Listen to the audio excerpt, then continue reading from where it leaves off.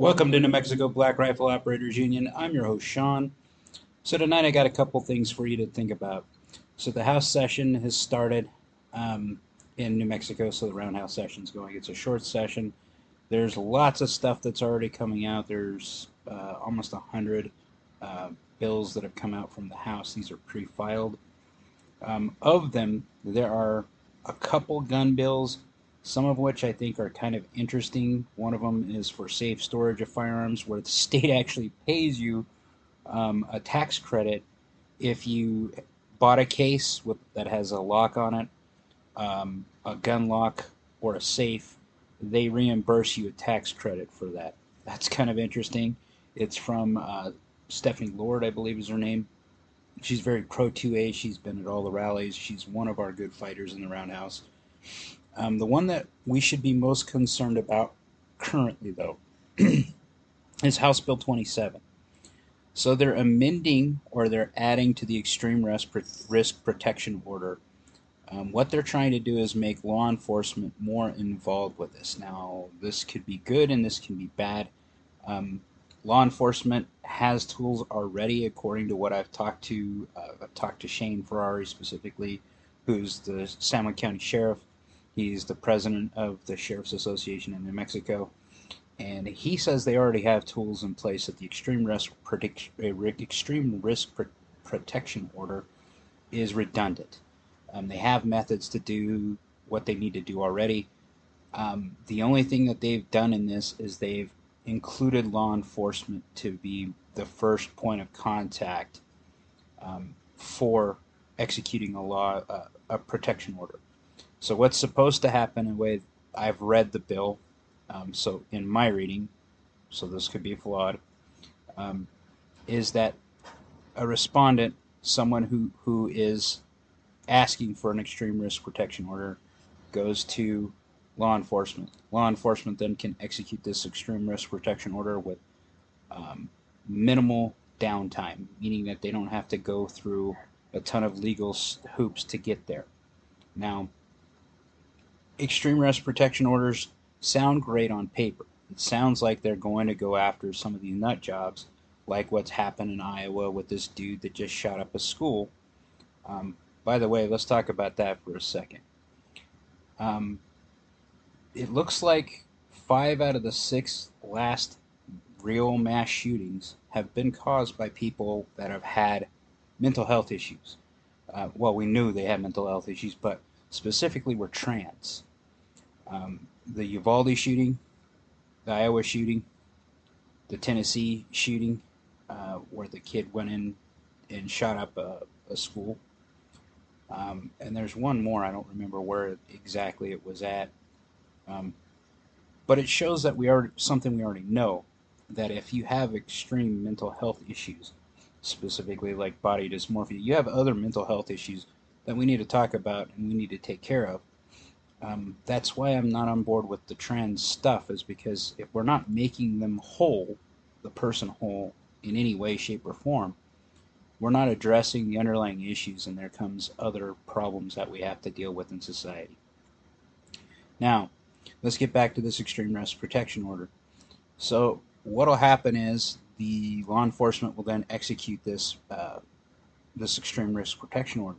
But what's buried in the language of this is a little more concerning to me about all of this, is that they say that unclaimed firearms. Now, I want them to define more clearly what unclaimed firearms are and how a firearm becomes unclaimed, because what the next thing they put in that legislation in words is that they can sell or destroy the firearms. Now, where I go with this is, what happens if someone has one of these unjustly put on them? Because how extreme risk protection orders have worked in the past is if you had an ex-lover, male or female, who came after you and was very pissed off at you because of the situation that happened, they would file one of these just to be spiteful.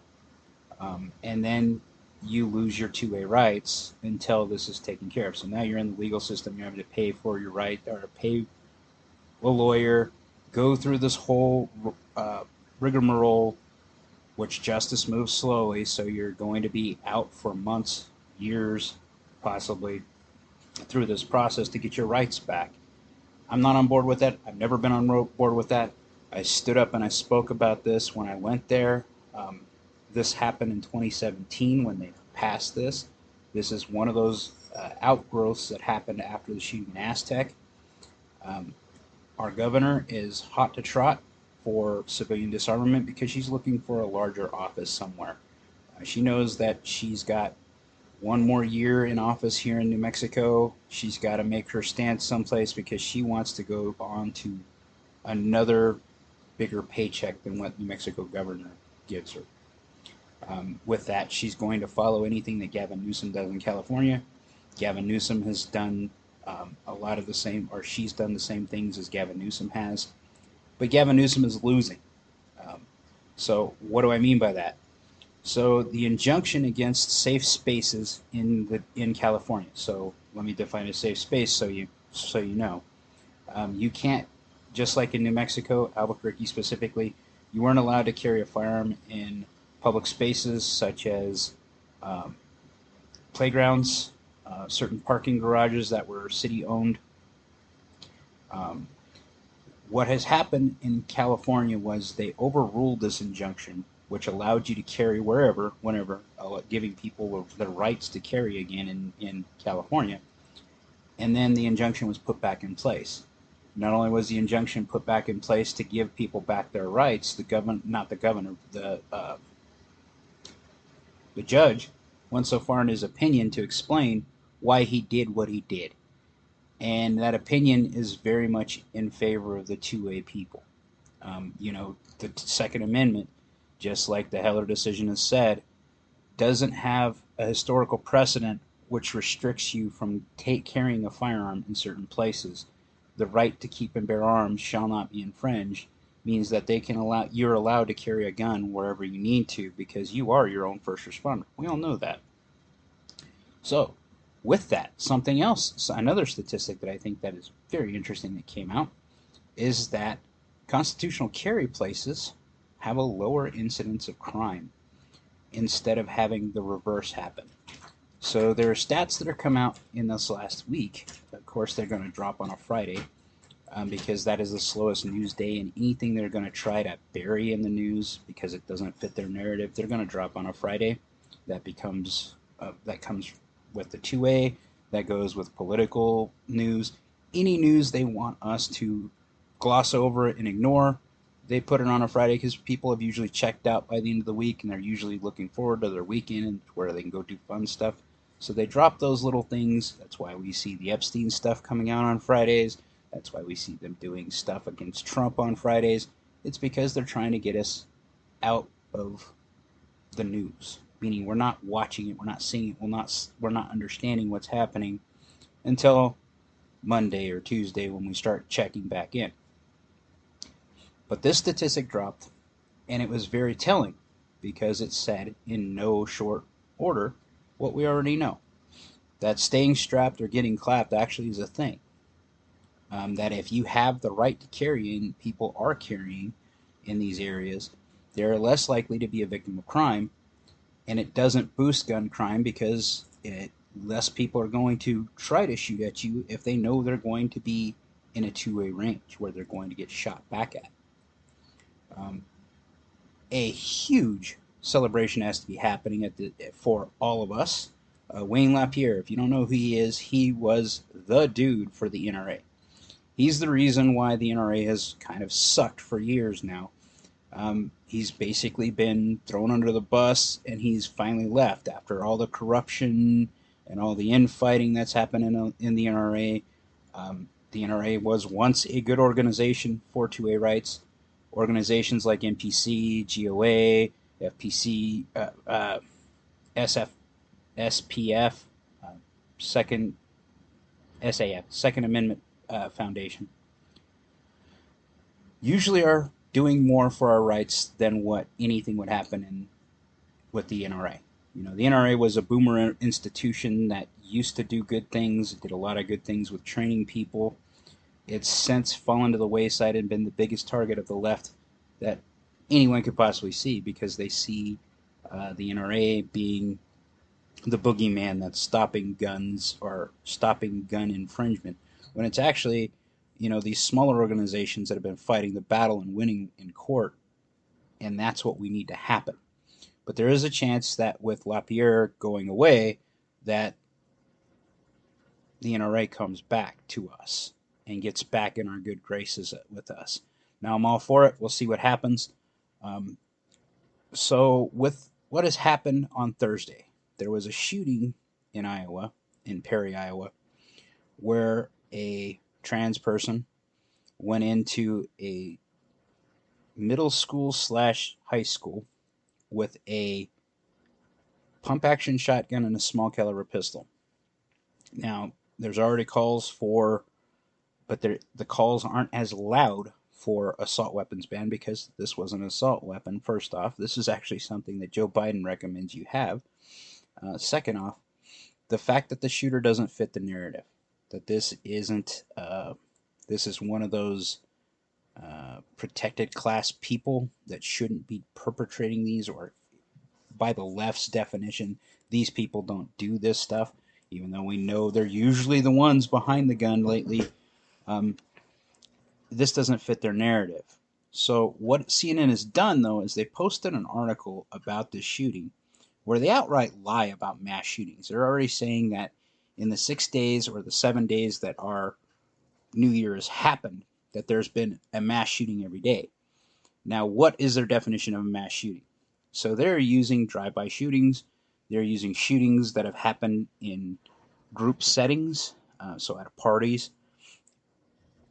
In some of these instances that they list in their mass shootings don't even result in a victim. Now, let me explain. One of these is whereas at a party where a felon in possession of a gun, so one, the NICS check failed. Two, that they not only did it fail, this guy had a weapon, a rifle, and he fired in the air and scared everybody at the party, obviously, but no one was hurt. So, but this was considered a mass shooting because it happened in the party. The other ones were drive-by shootings that they were talking about here. Now, drive-by shootings traditionally aren't considered mass shootings because they are crimes. They are gang violence. This is something that the left has done in the last year, where they've changed the definition so that they can spike those numbers, so they'll finally get the boogeyman, or get the populace scared of the boogeyman enough about guns that they try to do something about it. But it's not working. We're seeing the exact opposite effect happen. And this is something we need to be very cognizant of, is that we can no longer trust mass media with this type of thing. The mass media, whether you listen to Fox or OWN or CNN or MSNBC, or you watch any of those, what you're seeing is regurgitated opinion. The stuff I put on here, yes, it's biased. I'll fully admit that it's biased in the way of being in favor of the 2A. But I try to give you as much factual information as I possibly can so you can form your own opinion, because that's something in the 2A that we don't often get.